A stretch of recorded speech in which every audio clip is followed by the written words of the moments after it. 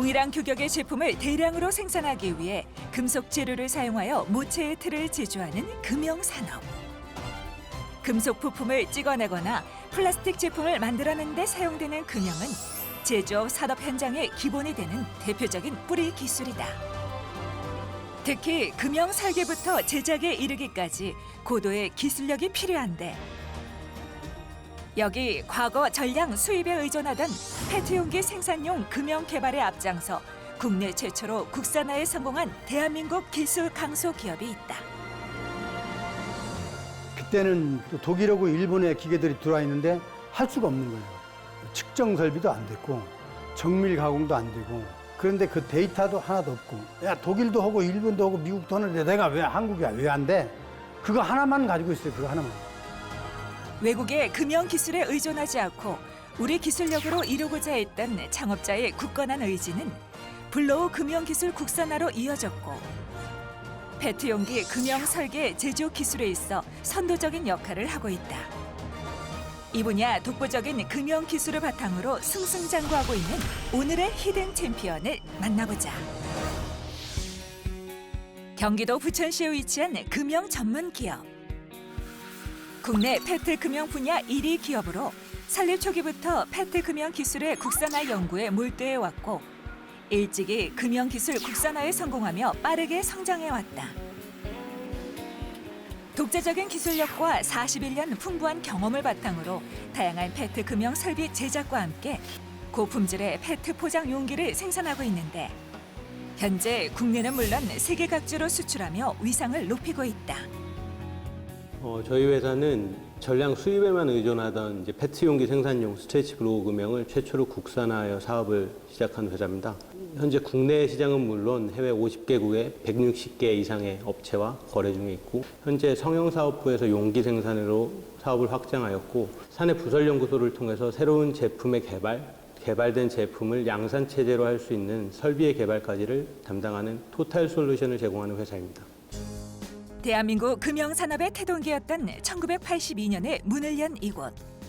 국내 금형산업의 발전과 함께해 왔는데 2005년 기업부설연구소를 설립하며 기술 연구와 개발에 투자를 아끼지 않았고 대한민국 대표 금형기업으로 우뚝 성장해왔다. 국산화에 성공하며 회사의 성공을 이끈 블로우 금형기술. 주로 플라스틱 등의 재료로 용기나 병을 생산하는 데 사용되는 금형이다. 먼저 원하는 금형의 구조를 설계한 후 원재료가 되는 프리폼을 가져와 금형에 적용하면 압력을 가해 금형의 형상에 맞게 팽창시켜 용기 형태가 만들어지게 되는데 원하는 제품의 크기와 모양에 따라 다양한 종류의 블로우 금형이 필요하게 된다. 저희가 크게 세 가지 아이템을 지금 집중을 하고 있습니다. 첫 번째는 부가가치가 높은 신규 아이템 창출이고요. 두 번째는 탄소 배출량 감소를 위한 기술 개발, 세 번째는 인공지능을 활용한 자동화 시스템 개발이 있습니다. 블로우 금형 분야에서 독보적인 기술력을 가진 이곳. 국내에서 유일하게 페트 용기 관련 금형의 설계 제작뿐 아니라 성형 기술까지 보유한 종합 솔루션 기업으로 성장했다. 뿌리 산업인 금형 산업의 지속적인 성장을 위해 새로운 도전과 시도도 계속되고 있는데 친환경 기술과 제품 개발에 집중하는 것은 물론 일부 공정의 자동화를 통해 품질을 관리하고 공정 데이터를 축적하는 등 스마트 공장 구축에도 지속적인 투자와 노력을 이어가고 있다. 각 부품에 대해서 3D 모델링을 활용해서 그 가공 캠을 지금 자동으로 생성하고 있습니다. 그래서 이렇게 모델링 입력을 하면 프로그램이 자동으로 생성이 되고 프로그램이 기계에 전송이 돼서 기계에서 공구 패스 및 공구 세팅까지 자동으로 이렇게 진행하고 있습니다. 프로그램도 수작업으로 짜고 수작업으로 그 공구의 패스, 공구 선정까지 작업자의 그 퀄리티에 따라서 그 구분되던 부분들을 지금 평준화해서 상향 평준화하고 있습니다. 이곳은 기존 수작업으로 진행되던 공정에 자동화 시스템을 구축하면서 작업자의 피로도를 해소하고 숙련도에 의존하던 작업 방식을 개선했는데 어느 분야보다 정밀도가 중요한 금형 분야. 생산 과정을 실시간으로 모니터링하면서 품질 향상에 최선을 다하고 있다. 페트병을 드로잉을 하다 보면 정밀도가 없으면 저희가 두 개를 이렇게 붙여서 탈출을 하는데 그 부분에 문제가 생길 수 있습니다. 왼쪽과 오른쪽이 어긋나든가 이런 문제점들이 있어서 저희가 관리하는 포인트는 10미크론 이내로 관리를 하고 있고요. 그 정도면 머리카락 두께보다 약 10분의 1 정도, 머리카락 두께 10분의 1 정도 관리하고 있다고 생각하시면 됩니다. 회사의 정밀한 금형 기술로 만들어진 다양한 페트 용기들. 경제성, 내구성이 뛰어나고 재활용이 가능해 현대 포장 산업에서 폭넓게 활용되고 있다. 이곳은 금형 설계 제작은 물론 다양한 크기와 모양의 페트 용기를 직접 제작해 국내외 기업에 공급하고 있는데 회사의 우수한 금형 기술을 기반으로 만들어진 효율적인 공정 과정으로 페트 용기들이 빠르고 정확하게 생산되고 있다. 배들 기계는 원스테이지 기계와 투스테이지 기계로 나누는데 원스테이지는 원료가 들어가서 바로 병까지 나오고 다품종 소량 생산 기계고 경쟁력 있는 기계고 투스테이지는 원료가 들어가서 프리폼이라는 공정을 만들고 그다음에 브로 공정을 만들기 때문에 소품종 다량 생산을 할 수 있는 경쟁력 있는 기계를 말하는 것이 공정을 말하는 거죠. 페트 용기로 바뀌기 전 금형의 재료가 되는 프리폼. 프리폼에 열을 가한 뒤 공기를 집어넣어 원하는 모양의 페트 용기로 만들어내는데 이때 프리폼을 만드는 금형 기술과 프리폼에 공기를 불어넣어 원하는 디자인의 페트병을 만드는 블로우 금형 기술이 공정의 핵심이 된다. 이 검형은 저희들 세계 최초로 개발된 검형입니다. 이 기계를 텐덤 몰드라고 합니다. 이 텐덤 몰드는 한쪽에서 냉각 공정이 일어나는 과정에서 다른 한쪽에 탈출이 일어나기 때문에 기존에 했던 방식보다 생산성이 1.5배 정도 더 나오는 생산성입니다. 국내 최초 블로우 금형을 국산화한 것을 시작으로 끊임없는 연구와 도전으로 세계 최초로 개발한 기술과 제품들이 많이 있는데 입구가 넓은 대광고 제품부터 페트 용기 몸체에 손잡이를 넣은 일체형 제품까지 다양한 신제품 개발에도 최선을 다하고 있다. 페트 금형 제작 분야에 있어 혁신적이고 독보적인 기술을 자랑하는 이곳.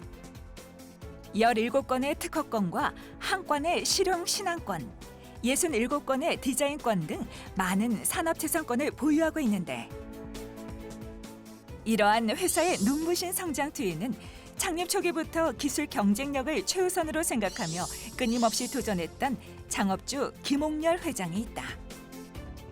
남이 않는 거, 못 오는 거 한국에서 수입하는데 이거를 국산화하면 되겠다 하는 것들이 많이 있었어요. 그래서 그런 식으로 해나갔던 거예요. 그 중에 하나가 우리 페트 금형이에요. 야, 독일도 하고 일본도 하고 미국도 하는데 내가 왜 한국이야? 왜 안 돼? 그거 하나만 가지고 있어요. 그거 하나만. 기계 있는 데 가서 밤에 시험을 해요. 낮에는 못 오잖아요. 그래서 그때 가서 하면서 안 되면 그 기계를 붙잡고 막 이렇게 막 머리를 박고 부딪혀서 피가 나는 것도 몰랐는데 나중에 왜 이게 안 되냐. 내가 생각한 대로는 돼야 되는데. 그래도 뭐 2번, 3번 만들면서 했거든요. 1977년 일본계 금형 기업에 입사하면서 금형 산업에 첫 발을 디딘 김옥렬 회장. 퇴사 후 프리폼 금형 기술 연구를 시작했고 집념의 연구 개발 끝에 금형 국산화에 성공. 당시 수입에 의존해왔던 국산 금형의 수출길을 활짝 열며 페트병 금형 분야 국내 시장을 석권. 국내 1위 업체로 우뚝 서게 됐다. 국산화 완전히 끝나는데 3년 걸렸어요. 100개 만들면 100개가 똑같지 않아. 그러니까 거기서 골라 쓰는 거예요. 괜찮으면 쓰고 안 나오면 리젝트 시키고. 그렇게 국산화를 딴 데서 하고 있었는데 우리는 그렇게 안 한 거예요. 처음부터 딱 해가지고 안 되면 다 빠게 없애버려요. 그리고 다시 시작. 그때는 그거 며칠씩 걸리는 거예요. 그래서 힘들어서 했지만 됐을 때 그 통쾌함은 그건 뭐 말할 수 없는 거예요. 그걸 안 해본 사람 모릅니다. 예. 창의가 시장을 창조한다. 새로운 생각이 새로운 시장을 새롭게 만들어낸다. 그런 뜻이죠. 그런데 그게 현실이 되더라고요. 국내 금형시장의 혁신을 일으킨 김옥렬 회장. 여기에는 그의 위대한 도전과 창의적인 경영 철학이 바탕이 됐다. 금형산업 1세대 창업주인 아버지의 뒤를 이어 본격 2세대 경영을 시작한 김두현 대표.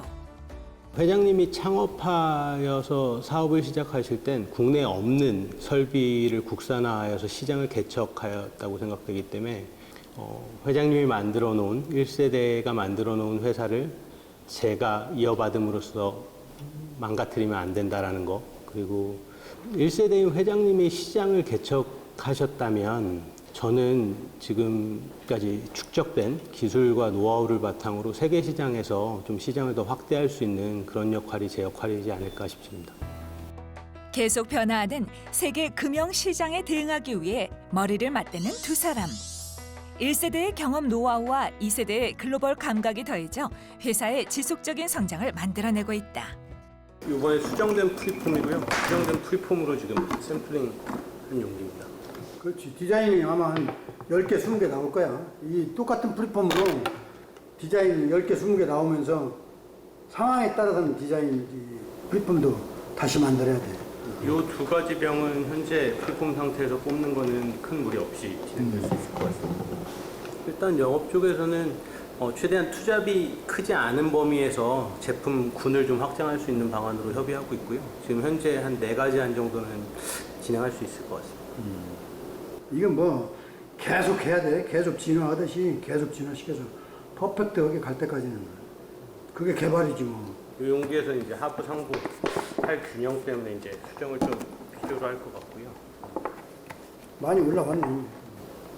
경험치를 무시 못하기 때문에 회장님한테 최종 컨펌을 받는 게 훨씬 더 일을 수월하게 진행하는 과정이다 보니까 대부분의 케이스에 최종안은 회장님한테 먼저 보고 드리고 회장님한테 구두 보고 드리면서 그 과정을 좀 듣고 그 다음에 일을 진행하는 게 훨씬 더 빠르더라고요. 그래서 그렇게 많이 진행하고 있습니다.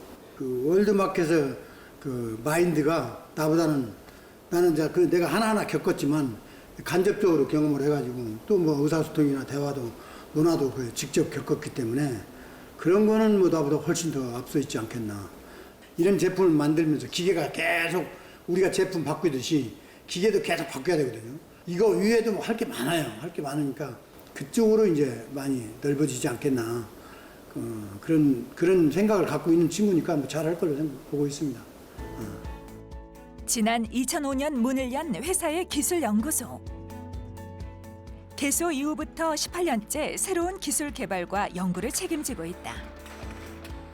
현재 페트블로우 성형 기술을 활용한 고부가가치 신규 아이템 창출은 물론 세계적인 환경 이슈에 발맞춘 탄소 배출 감소 기술, 뿌리 기술인 금형의 4차 인공지능을 적용한 자동화 시스템까지 글로벌 넘버원이 되기 위한 기술 개발이 한창이다.